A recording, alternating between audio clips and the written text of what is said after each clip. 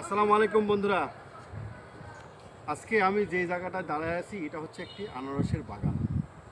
এই আনারসটা আমরা সবাই জানি যে পাহাড়ি অঞ্চলে আনারস সবচেয়ে বেশি হয়, কিন্তু বর্তমানে কৃষি প্রযুক্তির উন্নতির কারণে আজকে এই আনারস সমতল ভূমিতেও হচ্ছে।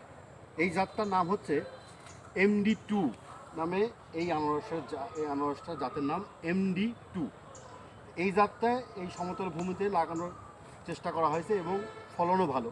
দেখেন আপনার অলরেডি ধরেছে গাছে, সাইজও সুন্দর, এখনো ছোট, আরও বড় হবে, লম্বা হবে।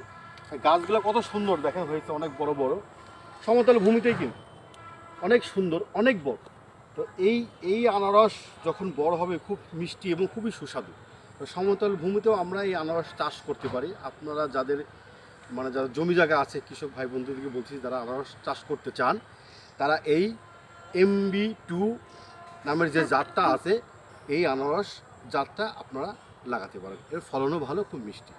তো বন্ধুরা, ভিডিওটা কেমন লাগলো বিশেষ করে কমেন্ট বক্সে অবশ্যই জানাবেন। আপনারা ভালো থাকবেন, আরও নতুন নতুন ভিডিও আপনাদেরকে আরও দিতে পারি সেই দোয়া করবেন। ইনশাআল্লাহ ভালো থাকেন। আল্লাহ।